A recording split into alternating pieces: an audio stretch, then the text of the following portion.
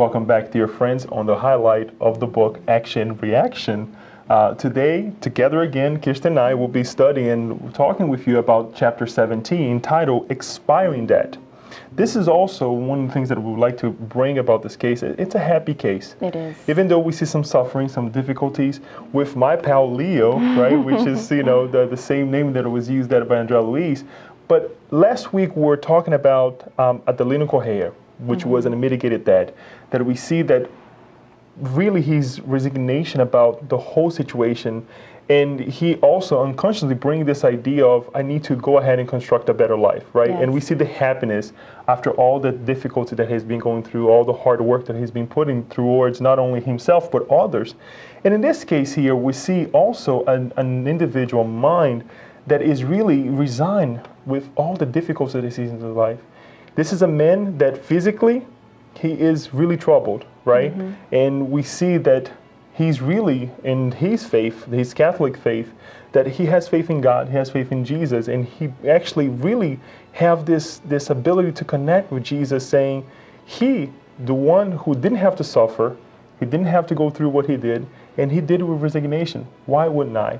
So tell us a little bit about him. Tell a little bit about Leo. Well, Lee, before we even get into the case, what really touches our heart is that idea, because who in the world ever said that paying off a debt is something joyful? So we see that Spiritism brings this concept for us that we can joyfully pay off a debt. Most times we have this negative connotation or idea or perception about, oh, when I'm struggling, I'm going through it so hard. And in fact it is, because we're not that evolved yet to fully understand with resignation. But we see that it is possible for us to totally accept a situation that we cannot change, that is very difficult, because the case of Leo is not an easy one. He was born already pre-programmed to a very difficult situation. He was born handicapped in some way. At a very young age, his parents died, and his brother took advantage of the situation and basically deemed him unfit, and the court deemed him unfit. So then the brother was able to take the money from him, his inheritance, and just squandered it, and just really rejected his brother and put him in an asylum. So it's a situation where we see it's so much sorrow that by our human eyes, if we saw someone, if you come to know somebody, you would say, oh my gosh, that poor man, how sad that is. But we see this case touches our hearts so profoundly because of Leo's resignation, his love and understanding, even towards his brother. That is very interesting, because this is a point that we also want to bring about this case, that all the difficulties that have been created about from his brother towards him, right? He's really not, judging his brother in any way, and he says what? He's going to have to face death, and all the things that he has taken from me, or that it was mine, he's going to have to leave behind. And he's just a suffering mind, just like I am. Oh, that's what we love so much, right? Because there's a part where the mentor goes with Andre Luiz to investigate, to talk to him. Silas goes with him to investigate, to talk to Leo, mind to mind, not like Leo could not physically hear Andre Luiz, but Silas says he can mentally capture your thought. And then we see Andre Luiz asks him a question, and then Leo thinks, oh, he's just talking to himself. And he starts having this mental conversation because Andre Luiz asks him the question, how do you feel about Enrique? Are you bitter toward him? And Enrique is the brother. And it's so moving what he says, because he says, oh, Leo says, poor Enrique, shouldn't I pity him? Won't he have to die also? What good is all this illegitimate inheritance doing him if he too will have to leave his body one day?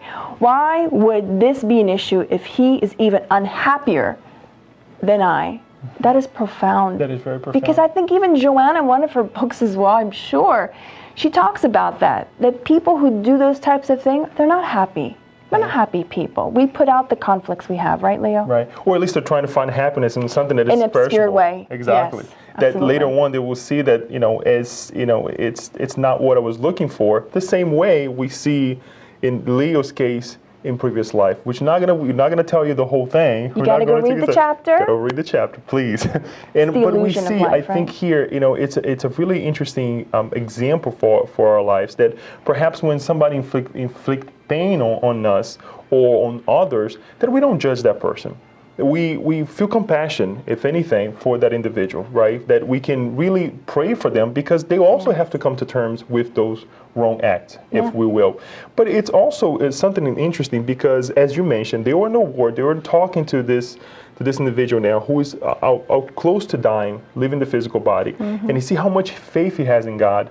He turns to the cross, kind of analyzing to the cross that was on the wall, analyzing the ability to connect with Jesus as well, and how much also he brought to us, teaching he brought to us. And then Silas tried to explain the case. And one of the things that is very interesting that we can also bring, and we can also highlight with you, is that Silas comments on how much we learn before we reincarnate. Obviously, we discarnate, let's say this Leo discarnate into his previous life, in a very difficult way, that he was also taken by Mansão to be treated. Yes. And when he gets there, he starts to do what? Study, learn, reanalyze, the difficulty that he created.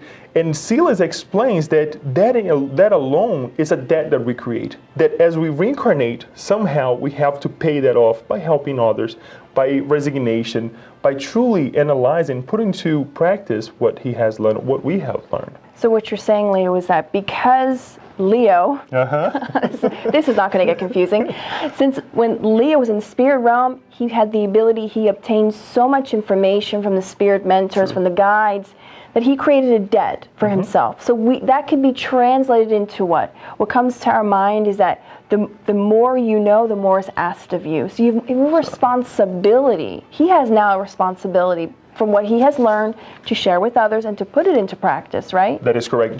So we can take the words of Silas on page 230, when he said, "Even so, one must realize that by accepting the generosity of the instructors and benefactors who offers us the refuge of love, we are only accumulating even more debt for having received such undeserved care, and we will have to repay it in service to our neighbors." Yes. That's beautiful, Leo. It's amazing. It's self-explanatory in a way. It's profound for us. And what also comes to our mind is that we always have this idea of the law of action and reaction, cause and effect as, punishment and reward. And it is not.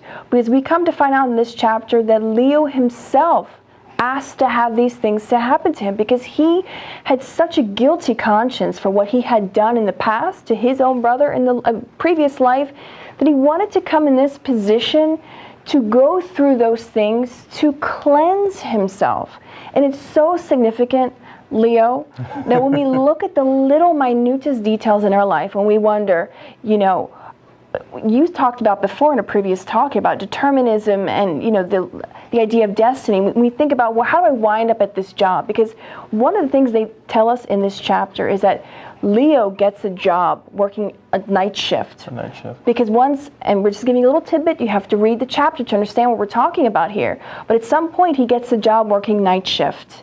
And it's cold and it's dark. He's exposed to the cold and all these, bad things that when you work night shift outside, it's not pleasant. But we see even that job was connected to his previous life, that he needed to have that experience to help remedy his soul. So when we go through difficult situations, we need to change our perspective of pain, because pain is a remedy. It's just, I think because our minds are still very rudimentary, it's difficult for us to perceive such an elevated thought process that pain is a remedy and illness as a way of cleansing, because we are still very much attached to matter, right? That is correct. And it's interesting that you're saying that now he's asking to go through the same trials based on something that he has done that was very, very similar to what he had done in the previous life to his own brother. It's symbolic, right? Exactly. But this is interesting because we don't want to take this, as we study with Spiritism, Spiritism is very progressive. It pushes us to our limits in a positive way.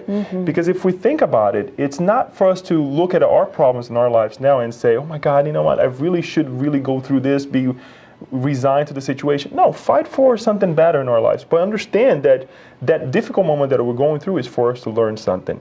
for us to really break our shackles from the past, right, that we create in our lives and say, I want something better for myself, as we also help others to go and put forth all the abilities that we have inside of us. Then I think that's interesting for us to analyze the courage that we ask, the patience that we ask, and the resignation that we ask to our mentors, to God directly. You know, Leo, I'm so glad you mentioned that, because there is a vast difference between acceptance and resignation and laziness and complacency. Yes. Because although we must resign ourselves to accept certain situations that we have found ourselves in, such as in this case, because there are certain things we cannot change. The family we're born into, deaths that occur, there's certain things, the children that we have, we can't change that. But we have to learn to analyze, to have the courage to change the things that we can change, which ultimately really is ourselves. That's the place we need to begin the most. You know, Lou, what's really funny is most recently our daughter had quoted a Michael Jackson song that is so profound that it wasn't until much later, and when we were an adult, that we understood that the idea of, I believe this song, I don't remember the name of the song, but where Michael says in the song that I'm looking at the man in the mirror and I have to start with him. We never understood those words when we were a child, but in reality he said something very profound, that we must look in the mirror and start with that person. We should not look outside, because it's here, my own inner world, and when we begin to heal this, our perspectives of life itself will change. It changes. Yeah. And that is very important for us to start within ourselves, Yes. because as we go through these trials, what we tend to do, we tend to blame others, we tend to create Yes. more suffering, right? Right. So what does Sila explains to us towards the end of this chapter that we really should analyze, and if anything is the most beautiful highlight that we can bring, is towards the end of the chapter. Yes. I'll leave that up to you, because it's just an amazing thing. I thank you for that honor, because it is an honor to quote this from Silas. How do you know when you are about to pay off a debt? We ask you this question. Think about it for a second. How do you know?